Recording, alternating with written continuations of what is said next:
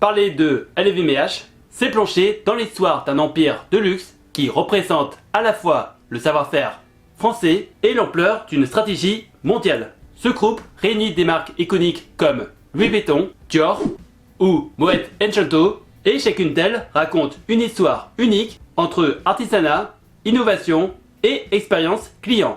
Derrière ce géant, Bernard Arnault a créé une véritable machine à créer de la valeur, mais pas seulement en termes financiers. Il a su créer un univers dans lequel chaque produit incarne un rêve. Dans cette vidéo, je vais faire une présentation brève du groupe et de son positionnement, analyser les forces et faiblesses avec un SWOT, comparer le groupe à ses principaux concurrents et notamment des projets d'innovation potentiels, et je partagerai mon analyse personnelle et de la dynamique de croissance de l'entreprise. Faisons une présentation du groupe.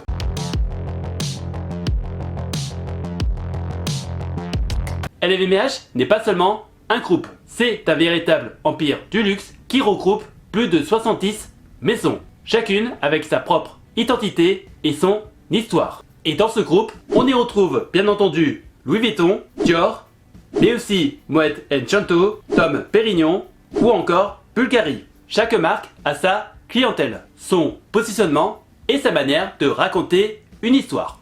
Mais toutes partagent le même objectif, offrir une expérience unique et mémorable. Louis Vuitton reste le pilier du groupe avec ses sacs iconiques et ses collections qui traversent les générations. Tandis que Dior s'impose à une combinaison de haute couture et une forte présence digitale. LVMH a su intégrer des acquisitions stratégiques comme Tiffany ou Fenty, ce qui permet d'élargir son public et d'entrer sur des marchés que certaines maisons historiques n'auraient jamais atteints seules. Le groupe se distingue par ses chiffres impressionnants, avec un chiffre d'affaires supérieur à 80 milliards d'euros et une marge opérationnelle autour de 25%. Bernard Arnault a su allier tradition et modernité, en valorisant le savoir-faire français, tout en innovant pour attirer de nouvelles générations. LVMH ne se limite pas seulement au secteur de la mode et des accessoires. Les vins et spiritueux représentent une part importante de son chiffre d'affaires, avec des marques qui jouent sur le prestige, la rareté et le savoir-faire, tandis que l'horlogerie et la joaillerie ciblent les amateurs de pièces exceptionnelles. Voyons son SWOT.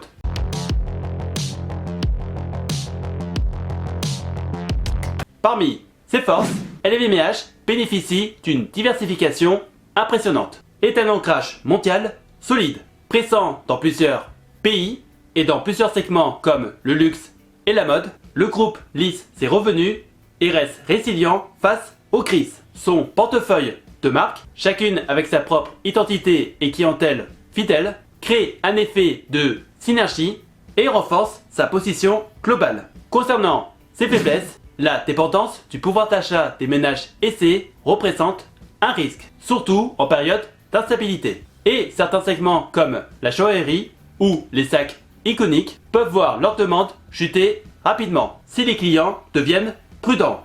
Les coûts de production élevés entre matériaux nobles, main-d'œuvre qualifiée et distribution sélective peuvent également peser sur les marges dans certaines divisions. Les opportunités résident dans le luxe durable et responsable. Les jeunes consommateurs, notamment en Asie et en Europe, recherchent des marques transparentes, soucieux de leur impact environnemental et capables de prouver l'origine éthique de leurs produits. LVMH a commencé à prendre ce virage avec des initiatives comme la réduction de l'empreinte carbone et la traçabilité des matières premières. Mais le chemin reste encore long pour répondre pleinement à cette demande. Les menaces incluent la contrefaçon, les tensions géopolitiques et la volatilité des marchés émergents, ainsi qu'une concurrence de plus en plus féroce avec des marques indépendantes et des groupes qui innovent rapidement et des collaborations exclusives. Et parlons justement des concurrents.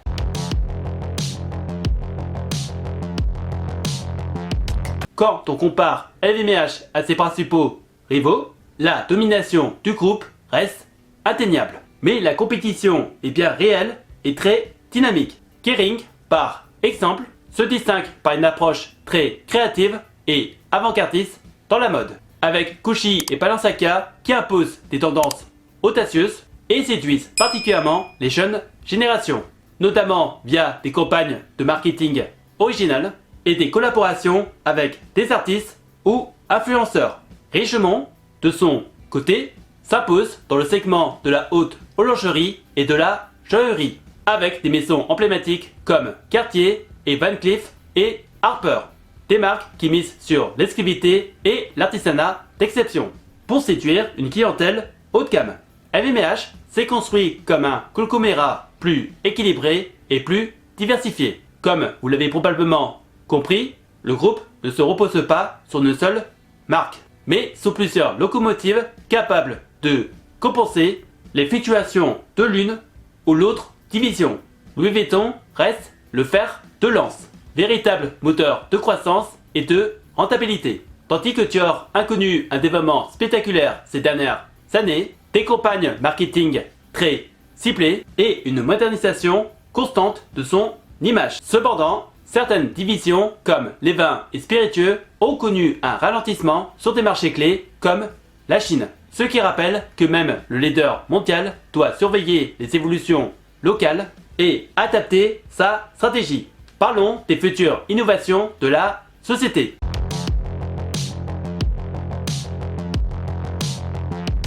L'innovation chez LVMH ne se limite pas aux produits. Elle s'étend aussi à la technologie et à l'expérience client, avec une volonté constante de marier tradition et modernité. Le groupe consacre des ressources importantes à la recherche de nouveaux matériaux et à la transformation numérique de ses maisons. L'intelligence artificielle joue un rôle clé. Elle permet d'anticiper les tendances, de personnaliser l'expérience d'achat et d'optimiser les chaînes d'approvisionnement, ce qui contribue à la fois à la satisfaction des clients et à l'efficacité opérationnelle. La blockchain est utilisée pour certifier l'authenticité des produits et lutter contre la contrefaçon. Et certaines maisons comme Louis Vuitton expérimentent déjà ces solutions pour sécuriser des éditions limitées et renforcer la confiance des clients. Le groupe explore notamment la réalité augmentée pour enrichir l'expérience d'achat, en permettant par exemple d'essayer virtuellement des montres ou des bijoux avant de passer la commande. Cette approche montre que LVMH ne se contente pas de suivre les évolutions technologiques, mais cherche à les intégrer intelligemment pour créer de la valeur, surprendre ses clients et façonner le futur du luxe tout en conservant l'exigence et le savoir-faire qui ont fait sa réputation. Et je vais vous parler de mon analyse.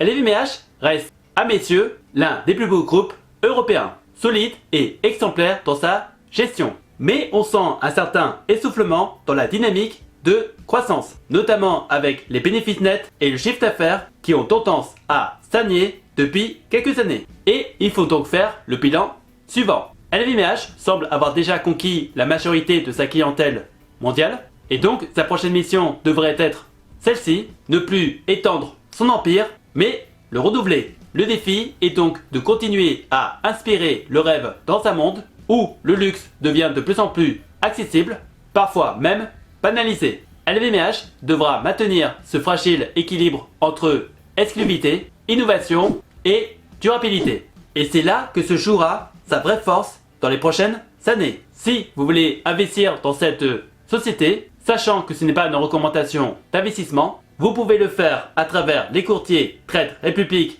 et Interactive Broker. Les liens de mes vidéos d'avis seront dans la description de cette vidéo. Si vous avez des questions, n'hésitez pas à me les poster dans les commentaires et j'essaierai de vous donner des réponses claires et précises. Et si par hasard tu cherches des solutions pour faire travailler ton argent ou générer un revenu passif, tu peux regarder dans la description de la vidéo des playlists de vidéos d'avis de plateformes d'investissement que j'utilise pour faire travailler mon argent, que ce soit dans la bourse, les prêts, l'immobilier ou les crypto-monnaies. En attendant la prochaine vidéo, je vous laisse avec deux autres vidéos qui s'affichent actuellement sur l'écran. Prenez soin de vous, faites de bonnes recherches et je vous souhaite un bon investissement. À la prochaine!